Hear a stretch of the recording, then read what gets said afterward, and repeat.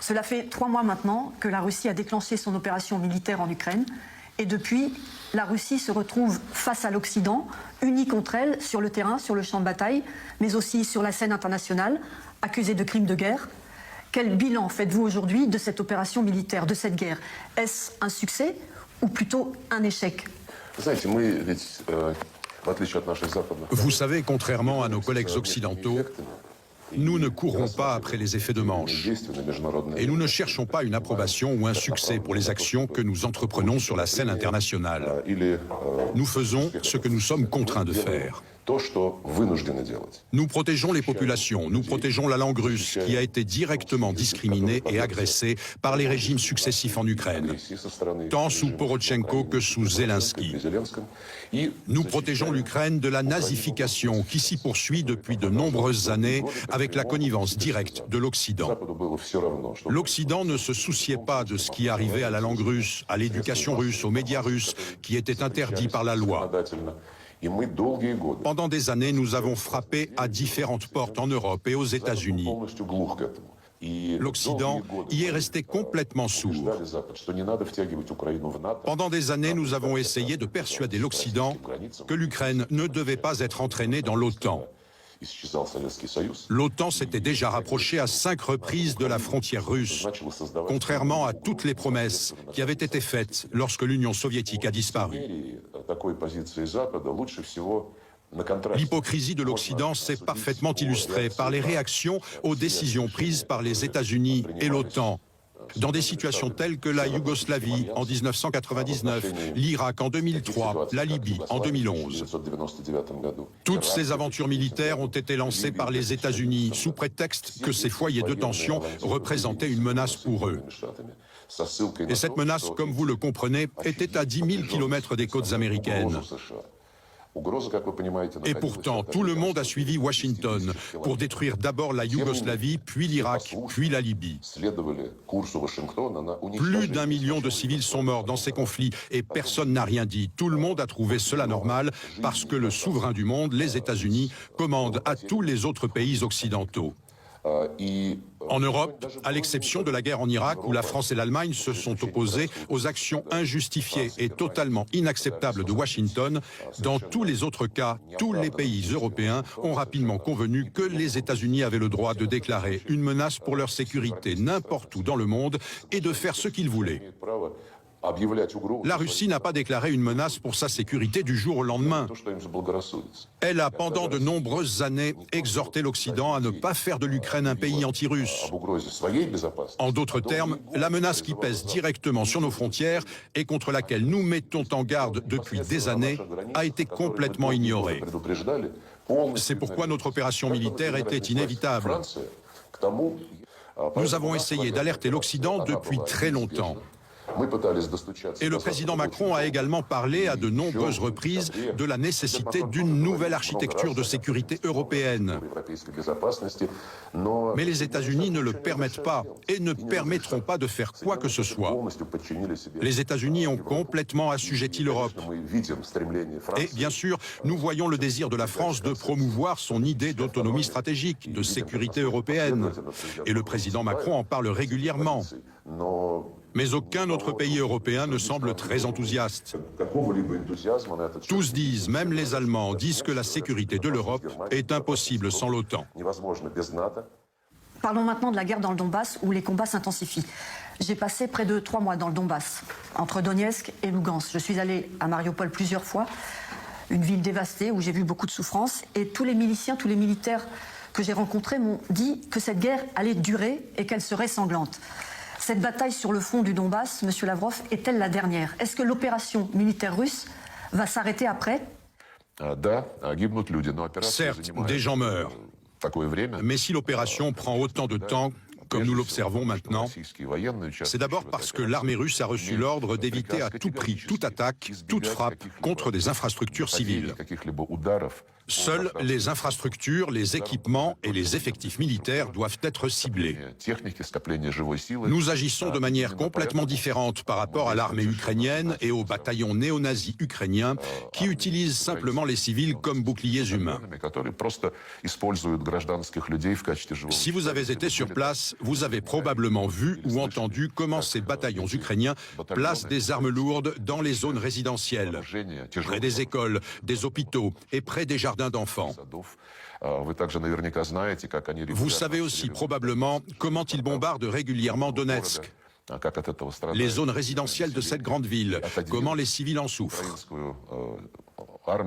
Notre objectif évident, c'est bien sûr de repousser l'armée ukrainienne et les bataillons ukrainiens en dehors des régions de Donetsk et de Lugansk. Pour le reste des territoires en Ukraine, où il y a des gens qui ne veulent pas rompre les liens avec la Russie, ce sera à la population de ces régions de décider. Je ne pense pas que ces habitants seront heureux de revenir sous le pouvoir d'un régime néo-nazi qui est totalement russophobe. C'est au peuple lui-même de décider. Y aura-t-il des négociations, enfin, de réelles négociations de paix? Et que demandez-vous concrètement à l'Ukraine aujourd'hui? Nous ne voulons pas dire que la voie pour renouer un certain dialogue est coupée. Mais nous jugerons désormais les intentions européennes uniquement sur la base d'actions concrètes. Vous savez, nous ne demandons que ce que le président Poutine a déjà annoncé depuis le début de l'opération spéciale. À savoir que le régime de Kiev cesse de tuer des civils dans le Donbass, comme il le fait depuis 8 longues années, depuis le coup d'État en Ukraine en 2014. C'est pourquoi nos objectifs sont donc de protéger les civils du Donbass, de démilitariser l'Ukraine, c'est-à-dire qu'il ne doit plus y avoir d'armes sur son territoire qui représentent une menace pour la Fédération de Russie. Nous voulons aussi rétablir les droits de la langue russe, conformément à la constitution de l'Ukraine, que le régime de Kiev a violée en adoptant des lois anti-russes. Mais il faut aussi dénazifier l'Ukraine, parce que les idées et les actes néo-nazis font partie maintenant de la vie en Ukraine. Est-ce qu'il y aura d'autres batailles après cette bataille sur le front du Donbass? C'est la question que se posent beaucoup d'Européens.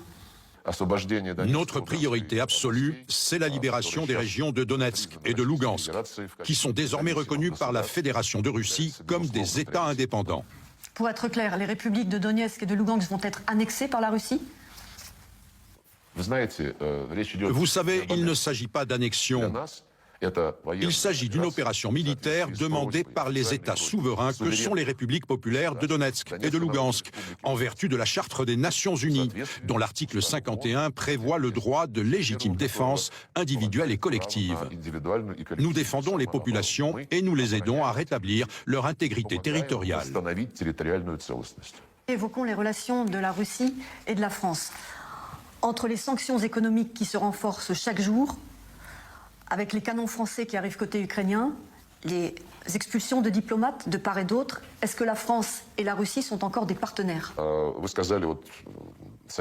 Vous avez parlé d'expulsions croisées de diplomates, mais nous n'avons chassé personne.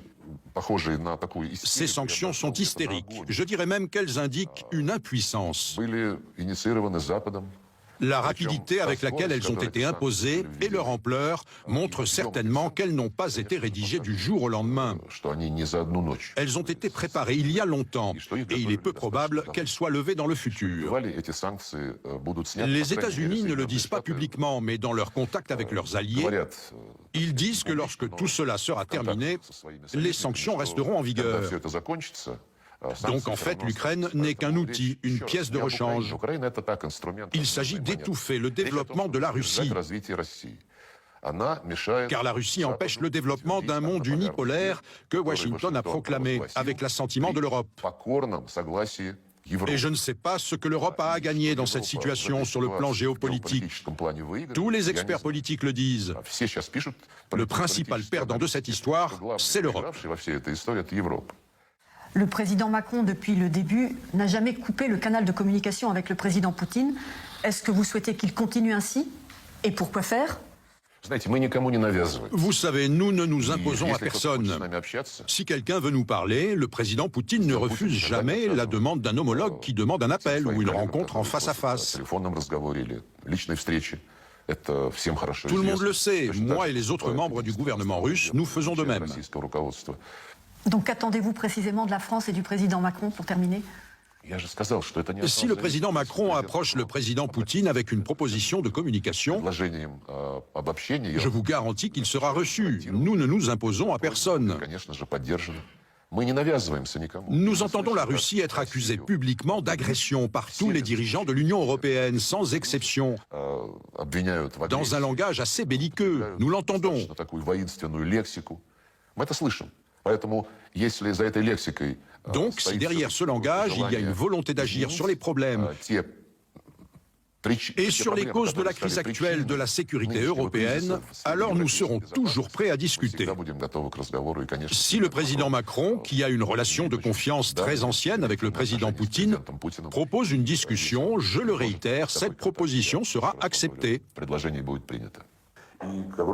Je dois dire, à mon immense regret, malgré les visites du président Macron et les bonnes relations de confiance qui existent entre lui et le président Poutine, la France joue un rôle actif en Ukraine et alimente le nationalisme ukrainien et le néonazisme. Nous sommes tristes de le constater. La France arme activement l'Ukraine, y compris avec des armes offensives, et elle réclame une guerre jusqu'au bout pour vaincre la Russie. Nous avons dépassé notre temps. Est-ce que vous me permettez encore une question? Allez-y, je vous en prie. Vous êtes certainement l'un des ministres les plus proches du président Poutine. On imagine que vous discutez avec lui chaque jour. En Europe, certains disent qu'il est malade, d'autres inquiets, d'autres énervés parce que son plan initial de guerre n'a pas fonctionné. Comment va-t-il? Vous savez, le président Poutine apparaît en public tous les jours. Vous pouvez le voir sur les écrans, lire ses discours, écouter ses discours. Je ne pense pas que les personnes saines d'esprit puissent distinguer un quelconque symptôme de maladie chez cet homme. Merci, monsieur Lavrov, de nous avoir accordé cet entretien pour TF1 et LCI.